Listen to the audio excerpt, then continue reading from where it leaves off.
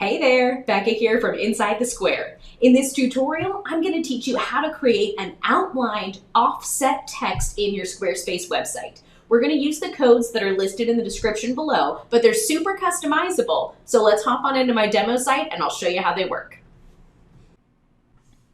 Alrighty, so here we are in my demo site. If we scroll down, I have some H1 text right here. This is what we're going to add this effect to, but this works for any text type, ideally better for thicker fonts, and you'll see exactly why once we play around with this code. So let's navigate to design and then scroll all the way down to custom CSS. Now I'm just going to copy and paste this right out of my site here. This is the code in the description below, and then we'll take it apart piece by piece so you understand how it works.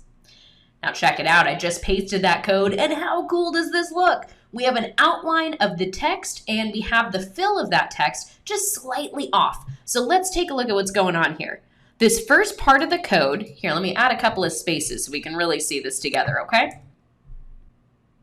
There we go. All right, so this first part of the code says WebKit text stroke 3px black. That's creating the outline. We can make that thicker by changing that to like 5px or thinner by changing it to like 1 if you want to. And then this is just the color. We can make this any color we want. Let's say we want it to be green. I'll just type the word green. Or we can leave it at 3px and change it to purple. And that's what we've got. Maybe you've got a hex color code you love. This is one of my favorite light blues. I'll just type that in there, and there we go. So that's all this line is doing right here. I'm gonna go ahead and leave it at a solid black because it's easier for us to see. All right, now after that, this is super important.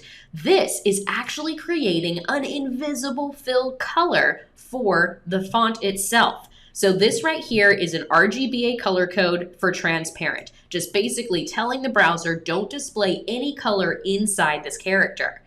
Now where does the color come from? The text shadow. That's the offset that we have going on there. I'm trying not to hover my cursor over it because we've got a hover effect happening. Let's go and just remove the hover effect code so I can point this out. All right, so that's how we're getting this offset shadow here, is from this text shadow. So to change the direction of this, if we make this -5px, that'll pull it 5 to the right. -5px for that second number there, we'll pull it up to the top. This is your horizontal offset and your vertical offset.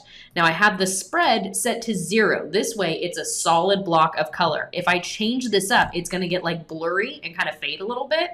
There we go. I'm not a fan of that look. That isn't what I was marketing here, so I wanna leave that at 0. But if you want it to be slightly blurry, just change that to any number you wanna see. Now again, this is horizontal offset, so if I change that to like a +15, it will move it 15px off to the right. And if I change this to 15 here, this is the vertical offset, that'll move it down 15px. I think 5 is a good number, so I'm just gonna leave it there. Now this is the color we're displaying. We can change this to whatever the heck we want. This is a hex color code for a shade of teal that I like, but let's make it pink.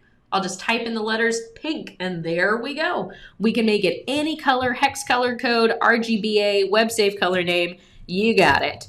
But I do recommend, if you want to use your brand colors, that's an easy one to do right there. Hopefully you know what those are. Just type that number in and you'll be good to go. We had to add exclamation point important. That's just to make sure the browser pays attention to what we're doing. Now after that, I wanted the font size to be a little bit bigger so we could see it in this demo. You totally don't need to have that line. You can leave it at whatever font size you want, but I thought 5 REM looked really good. And then font weight. The font I'm using here is called Poppins, and the boldest, thickest font they have is a 900. Definitely change this depending upon the font you use. I recommend using a thicker font, but this will only, 900 won't apply if your font can't stretch to that thickness. Instead of 900, you can also say bolder if you want to, or just bold.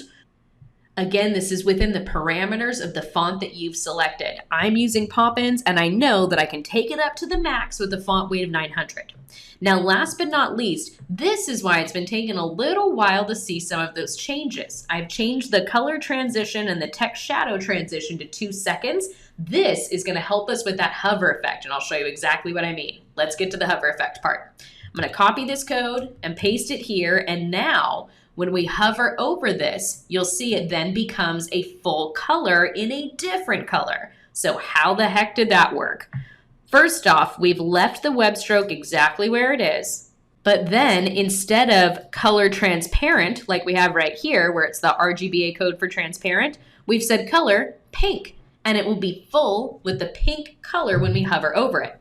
After that, we've said text shadow none. That gets rid of that offset shadow that we went with as that teal color. And then last but not least, we have that transition there. We have this in 2 spaces because if we only have it in the bottom one, I'll remove it from the top here so you can see, we'll get the slow transition for that, but then it'll just snap right back. It'll be super quick instead of a cool little fade. So I've put that in both spots. If you want it to go faster, adjust this number to like 0.5 seconds. Go ahead and change it in both spots there. 0.5, one last spot, 0.5, and now it says, okay, for this transition, I want the color to take half a second to change and the text shadow to take half a second to change. So it'll be pretty quick. All right. You can also make it super duper slow if you want to. I don't necessarily recommend it because it might be annoying to your site visitors, but if you make it super slow, this is what 5 seconds looks like. Basically an eternity, right? Takes so long to transition. So adjust those numbers how you see fit. Now, last but not least, I added one little extra here because I want to talk about applying this to an active link. You see my active link is still totally different. It has a completely different set of style according to my Squarespace website. So how do we change the active link only? I'm going to add an A right there. That says A active link. Just for the hover effect, let's add it to the top part too. I'm going to add a comma and I'm going to say H1A. So this way we have this for active links as well. So you see the link is still underlined, but check it out. This hover effect, it doesn't apply to the rest of my H1s. My cursor's all over it there, nothing's happening. But when I hover over the active link, that one's going to get the transition. So just to recap here really quickly, for the very first part right here, it says H1, which means all my H1 text. And then I had to specify H1A, which is telling the browser, don't forget, let's do the active link too. And then down here for the hover effect, I said H1A hover. And that means only the active link is going to get that hover effect. Let's say you want it to apply to all of your H1 and the active link. We'll do that same thing. We'll say H1 hover, comma, H1A hover. Now all the text is going to get that effect.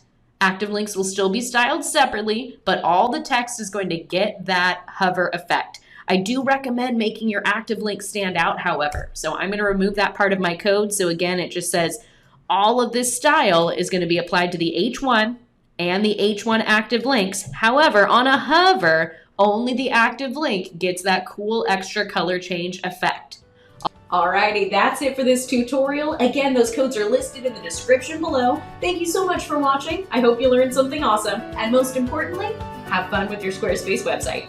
Bye for now. If you liked this tutorial, you'll love my CSS cheat sheet.